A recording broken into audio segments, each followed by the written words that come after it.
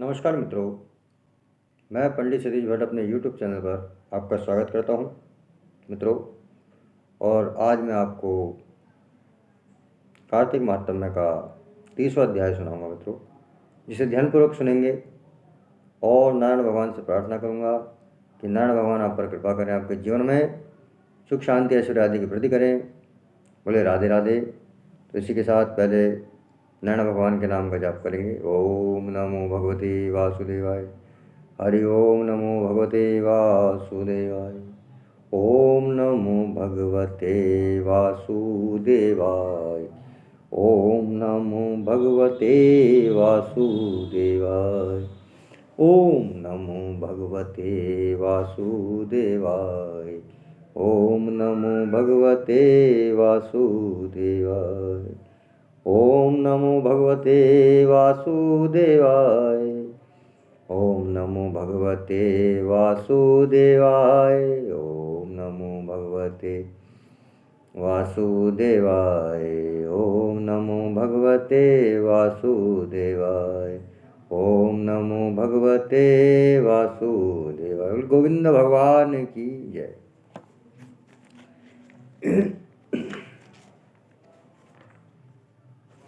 इसी के साथ मित्रों 30वां अध्याय प्रारंभ होता है। ये ध्यानपूर्वक सुनेंगे।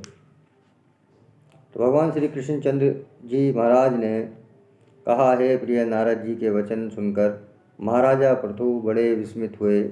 अंत में उन्होंने नारद जी का पूजन करके उनको विदा किया। इसी कारण माघ, कार्तिक और एकादशी यह 3 व्रत मुझे अत्यधिक प्रिय हैं।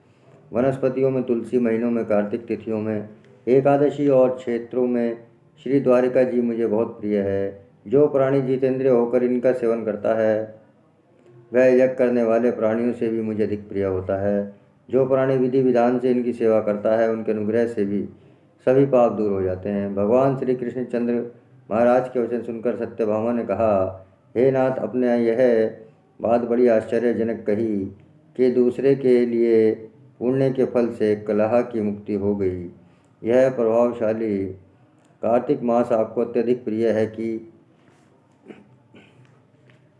प्रिय है कि जिस पति द्रोह का पाप केवल स्नान के पुण्य से ही नष्ट हो गया, दूसरे प्राणी द्वारा किया हुआ पुण्य उनके देने से कैसे मिल जाता है, यह आप मुझे बताइए। इस पर भगवान श्री कृष्ण जी महाराज ने कहा, बिना दिया हुआ पुण्य और पाप जिस कर्म द्वारा मिलता है सो सुनो। सतयुग में देश, ग्राम तथा कुलों का दिया पुण्य या पाप मिलता था, किंतु कलयुग में केवल कर्ता का वही पाप और पुण्य का फल भोगना पड़ता है। संसर्ग न करने पर भी यह व्यवस्था कही गई, और संसर्ग जैसे पाप व पुण्य दूसरों को कैसे मिलते हैं उसकी व्यवस्था भी सुनो। पढ़ना, यज्ञ करना और एक साथ भोजन करने से पाप पुण्य का आधा फल मिलता है। एक आसन पर बैठने तथा एक सवारी चढ़ने से श्वास के आने जाने से पुण्य व पाप का चौथा भाग प्राणी मात्र को मिलता है। स्पर्श करने, भोजन करने और दूसरों की स्तुति करने से पुण्य और पाप का 6वां भाग मिलता है। दर्शन करने, सुनने तथा ध्यान करने से मनुष्य को पुण्य और पाप का 10वां अंश मिलता है। दूसरों की निंदा, चुगली और धिक्कार करने से उसका 100वां भाग मिलता है। पुण्य करने वाले मनुष्यों की जो कोई सेवा करता है वह सेवा का भाग लेता है और अपना पुण्य उसे देता है। स्त्री, नौकर और शिष्य के अतिरिक्त जो मनुष्य दूसरों से सेवा करवा कर उसका पैसा नहीं देते तो वह सेवक उसके पुण्य का भागी होता है। पंक्ति में बैठे हुए भोजन करने वालों की पत्तल जो व्यक्ति लांघता है वह उसको जिसकी पत्तल उसने लांघी है अपने पुण्यों का 6वां भाग देता है। स्नान तथा ध्यान आदि करते हुए मनुष्य से जो व्यक्ति बातचीत करता है या उसे स्पर्श करता है वह अपने पुण्य का 6वां भाग उसे दे डालता है।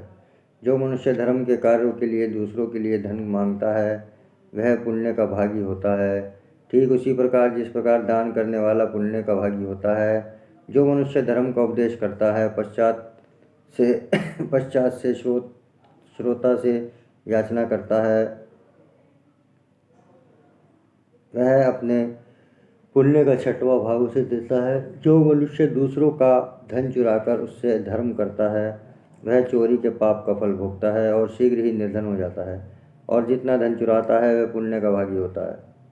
और जितना धन चुराता है वह पुण्य का भागी होता है। बिना ऋण के उतरे जो मनुष्य मर जाते हैं उनका ऋण देने वाले सज्जन पुण्य के भागी होते हैं। शिक्षा देने वाला, सलाह देने वाला, सामग्री को जुटाने वाला, प्रेरणा देने वाला, यह सब पाप और पुण्य के छठवां भाग को प्राप्त होते हैं। राजा प्रजा के पाप पुण्य के छठ अंश का भागी होता है। गुरु शिष्य का, पति पत्नी का, पिता पुत्र का, स्त्री पति के किए हुए पुण्यों का छठा भाग पाती है। पति को प्रसन्न रखने वाली आज्ञाकारिणी स्त्री पति के किए हुए पुण्य का आधा हिस्सा लेती है। जो पुण्य आत्मा पराये लोगों को दान करता है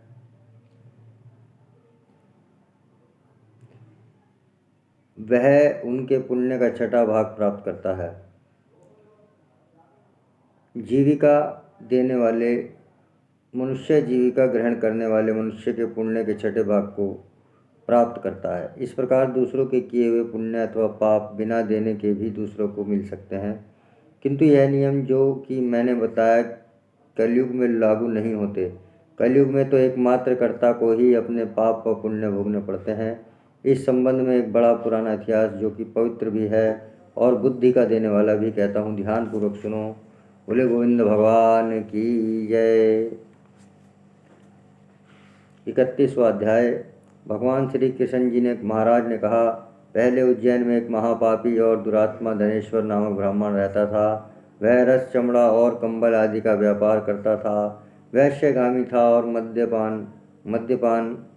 मदपान आदि के बुरे कर्म किया करता था। वह दिन रात पाप में रत था, इसलिए उस व्यापार के लिए वह नगर नगर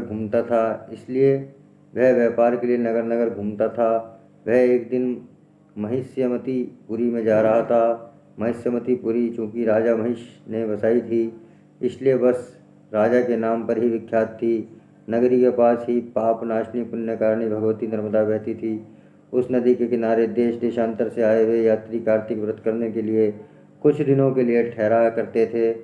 उन कार्तिक व्रत करने वाले प्राणियों को वहाँ ठहर कर देख कर वह दुष्ट धनेश्वर भी इधर उधर व्यापार करता हुआ 1 मास के लिए वहाँ ठहर गया। अपने माल को बेचता हुआ वह नर्मदा नदी के तट पर घूमता हुआ ब्राह्मणों को देव पूजा में अक्सर लगा हुआ देखता था कि कोई तो पुराण पढ़ रहा है और कोई सुन रहा है, कोई भगवत कीर्तन कर रहा है, कोई भजन सुन रहा है, कोई ध्यान में लीन है, कोई तुलसी की माला धारण किए हुए। बस इसी तरह वह भगवत भक्तों के बीच में रहा और वैष्णवों के दर्शन करता रहा, उनके स्पर्श करता रहा, उनसे वार्तालाप करता रहा और भगवान विष्णु के नाम स्मरण के पुण्य का अर्जित करता रहा। वह कार्तिक के व्रत के उद्यापन विधि तथा जागरण को भी देखता रहा। उसने पूर्णिमा को देखा कि व्रती ब्राह्मणों को तथा गोवों को भोजन करवा रहे हैं और उनको दक्षिणा आदि भी दे रहे हैं। उसने नित्य प्रति भगवान शंकर की प्रसन्नता के लिए होती दीपमाला भी देखी।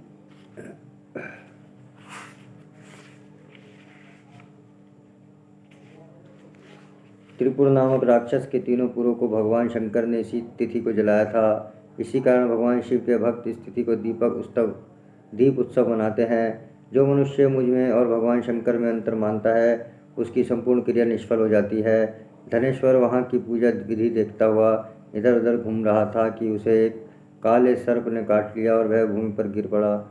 उसकी यह दशा देखकर वहाँ के दयालु भक्तों ने उसको चहुं ओर से घेर लिया और उसके मुंह पर तुलसी दल मिश्रित जल के छींटे देने लगे। और जब उसके प्राण निकलने तो यम के दूत उसे बांधकर कोड़ों से मारते हुए यमपुरी को ले गए। उसे देखकर चित्रगुप्त ने यम से कहा, इसने बाल्यकाल से लेकर आज तक बुरे काम किए, इसने जीवन में पुण्य तो लेश मात्र भी दिखाई नहीं देता। यदि मैं पूरा 1 वर्ष आपको सुनाता रहूं तो भी इसके पाप की सूची समाप्त नहीं होगी। यह महापापी अतः इसको एक कल्प एक घोर नरक में डालना चाहिए। चित्रगुप्त की बात सुनकर यमराज ने बड़े क्रोध में भरकर उसको अपना काल नेम के सामने भयंकर रूप दिखाते हुए अपने अनुचरों को आज्ञा दी। उसने कहा कि हे प्रेत सेनापतियों से दुष्ट मूर्ति को मुगदरों से मारते हुए कुंभीपाक नरक में फेंक दो। भगवान कृष्णचंद्र जी महाराज ने कहा। यह सुनकर प्रेत सेनापति ने मुदगरों से उसका सिर तोड़ते हुए कुंभीपाक नरक में डालकर जलाकर खोलते हुए तेल की कढ़ाई में छोड़ दिया। प्रेत सेनापतियों ने जो ही उसे तेल की कढ़ाई में फेंका, त्यों ही लप लपाती हुई आग अपने आप ठंडी हो गई, जैसे कि प्रहलाद को अग्नि में डालने से वह अग्नि ठंडी हो गई। यह विचित्र घटना देखकर प्रेत सेनापतियों ने यमराज के पास जाकर सारा वृतांत कहा। यमराज भी सारा हाल सुनकर आश्चर्यचकित रह गए और धनेश्वर को आप अपने पास बुलाकर स्थिति पर विचार करने लगे। उसी समय नारायण नारायण का कीर्तन करते हुए देव ऋषि नारद भी वहाँ पहुँचे और यमराज से कहने लगे, हे अरुण नंदन यमराज, यह ब्राह्मण नरक में डाले जाने योग्य नहीं है, क्योंकि इसने अंत समय में कुछ शुभ कर्म किए हैं जो कि नरक यातना को नष्ट करने वाले हैं। जो लोग भगवत भक्तों का दर्शन करते हैं, उनसे वार्तालाप करते हैं और उनका स्पर्श करते हैं, चाहे उन्हें कोई पुण्य कर्म ना किया हो, सहज स्वर्ग के अधिकारी हो जाते हैं। अतः धनेश्वर भी पुण्यात्माओं के स्वर्ग स्पर्श से स्वर्ग का अधिकारी हो गया है। अतः यह पुण्यात्मा है। इसे यक्ष योनि दो और केवल इसे पाप भोग करने वाले नरक दिखा दो। भगवान श्री कृष्ण चंद्र भगवान महाराज ने कहा। जब देवर्षि नारद ऐसा कहकर चले गए तो धनेश्वर को पुण्य आत्मा समझते हुए यमराज ने दूतों को उसे नरक दिखाने की आज्ञा दी। 32वां अध्याय। भगवान कृष्ण चंद्र जी महाराज ने कहा।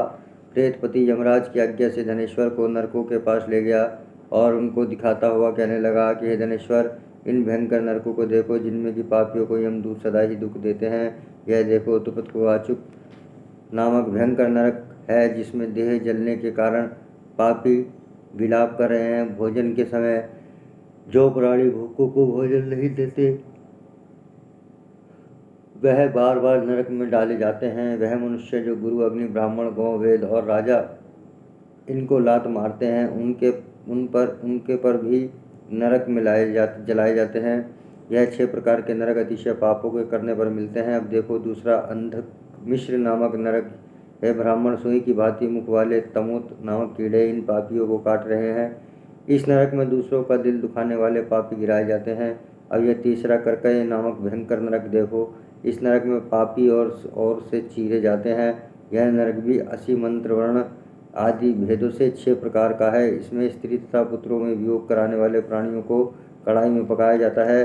2 प्रियजनों का विच्छोह कराने वाले प्राणी भी असी मंत्र सभी तलवारों की धार से काटे जाते हैं और कुछ भेड़ियों के डर से भागे जाते हैं। अब तुम यह चौथा नरक देखो। इसका नाम अर्गल है। इसमें पापी लोग जोर जोर से चिल्लाते हुए इधर उधर भाग रहे हैं। इधर नाना प्रकार की या सांपों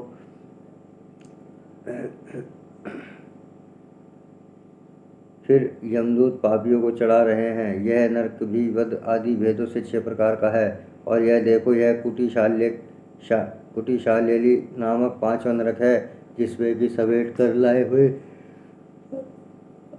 अंगारों की भांति कष्ट देने वाले बड़े बड़े कांटे लगे हैं। यह भी यातना आदि भी के भेदों से 6 प्रकार के हैं।